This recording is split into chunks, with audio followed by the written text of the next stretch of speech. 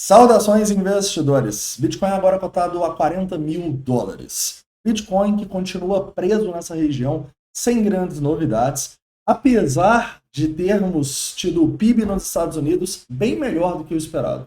Hoje, meu principal objetivo vai ser atualizar todas as situações e falar um pouquinho sobre o que eu estou esperando não só para o Bitcoin, mas para as altcoins. Bem-vindos a Investidor Moderno.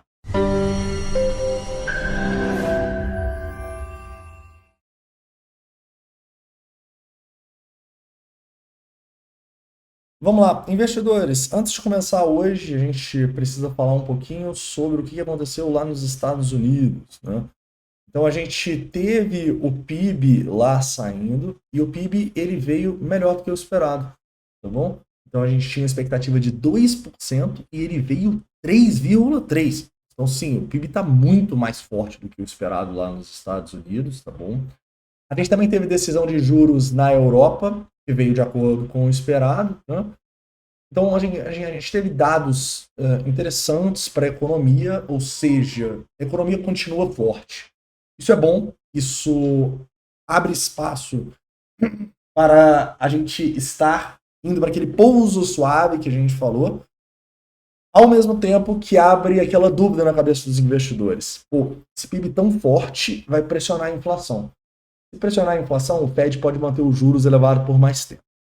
Então o mercado é meio doido mesmo. Ele quer um pouso suave, mas ele quer, ao mesmo tempo, pouso suave você vê com a economia sem entrar em recessão, mas ao mesmo tempo ele quer que a inflação desça. Então são coisas meio antagônicas, assim.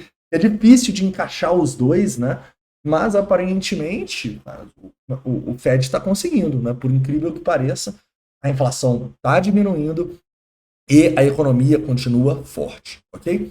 Falando um pouquinho aqui sobre as expectativas para o corte de juros do Fed, atualmente a gente vê que a maioria do mercado já espera por esse corte em maio, tá bom? Eu tô com essa maioria, beleza? Eu acredito que a gente tá muito otimista essa turma de março aqui, sabe? E muita gente já falando de duas quedas até maio, cara, eu acho um pouco improvável, sabe? Então, eu ainda tô com essa turma aqui, acreditando que a queda vai vir em maio. Só que amanhã a gente tem outro dado econômico importantíssimo, né? Agora a gente teve um dado ligado mais aí a essa questão da economia, do pouso suave. O amanhã a gente vai ter o dado de inflação, né? Então vamos ver se esse PIB influenciou também a inflação para cima, tá? Inclusive eu estou pensando em fazer uma live amanhã na divulgação por volta ali das 10, 10 e meia. Você quer que eu faça essa live, cara? Se tiver muitos comentários aqui pedindo, a gente pensa em fazer essa live para vocês. Beleza? Legal, caras. Então, show de bola. Amanhã eu acho que esse número vai variar bastante e eu espero um dia bem volátil amanhã. Tranquilo? Falando sobre o que aconteceu com o S&P 500 desde a divulgação, nós estamos subindo, tá bom? Muito próximos de renovar a máxima histórica aqui, que foi 4.900 pontos. Acabamos de ter a abertura agora aqui no mercado, subindo 0,4% hoje, tá bom? Vamos ver se a gente vai ter força para romper essas máximas. Espero que sim, tá? Não só porque a gente tem exposições em S&P, em Nasdaq, em ações dos Estados Unidos, mas também porque essa propensão ao risco ajuda o Bitcoin. Falando um pouquinho aqui sobre Nasdaq, também está subindo 0,37%, China em outro dia de recuperação alta, o próprio Ibov também subindo, então um dia muito bom para os mercados e o Bitcoin que está um pouco indeciso, né? O Bitcoin continua aqui meio que no 0 a 0, sem saber para onde vai. Legal, então entendendo tudo isso, a gente pode ir para uma análise mais importante do Bitcoin e depois das altcoins, tá? Então, na minha opinião, o Bitcoin ele está formando um padrão de continuação da baixa aqui no curto prazo, tá bom? É um padrão perigoso, é um padrão que a gente precisa ficar de olho para um rompimento dos 39.500. Se romper os 39.500 para baixo, a gente pode ver novamente uma queda para esses fundos, onde novamente eu vou estar de olho para comprar tanto Bitcoin quanto altcoin, beleza? Detalhe, se a gente formar um pivô acima aqui dessas regiões dos 41 mil, não, 41 não, aqui eu acho que os 40.600 já seria legal, bom, já seria um primeiro passo, digamos assim.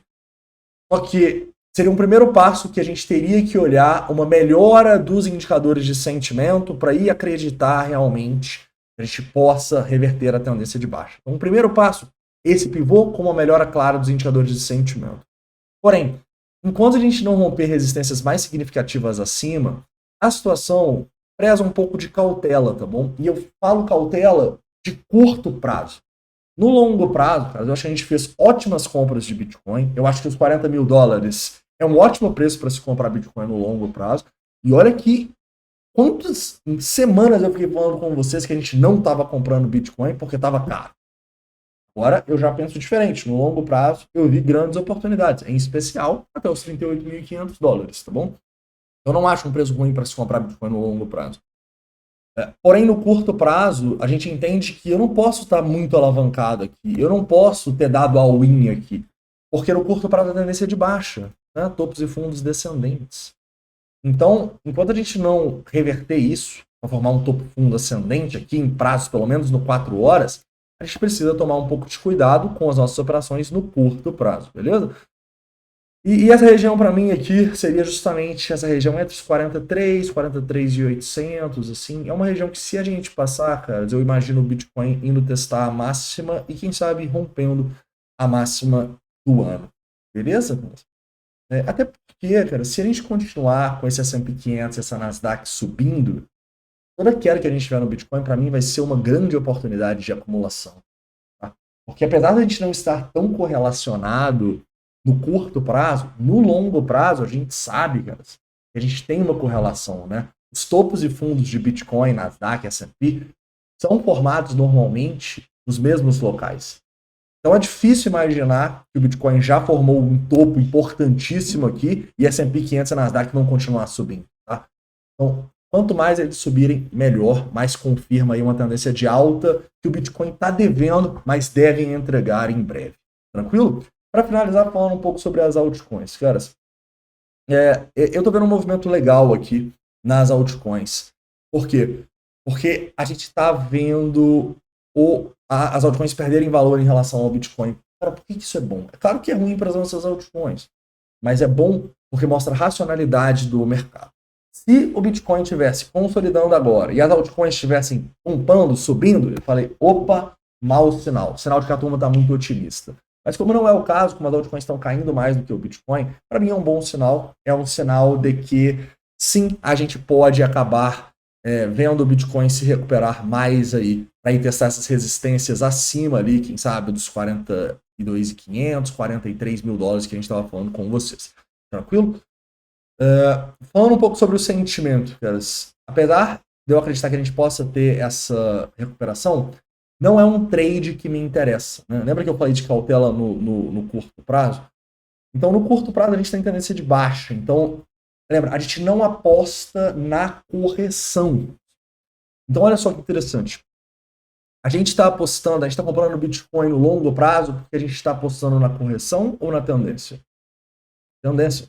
A gente está numa clara tendência de alta. A gente está na retração da tendência de alta. Então, a gente aposta a favor do Bitcoin no longo prazo porque a gente está apostando na tendência, correto? Agora, no curto prazo, a tendência é de baixa. Concordam? Então, por que eu vou fazer um long daqui para ir para os 42.500, 43? Aqui eu estaria apostando na correção. Então, a gente sempre tem que apostar a favor da tendência e você vai ter diferentes tendências em diferentes tempos gráficos.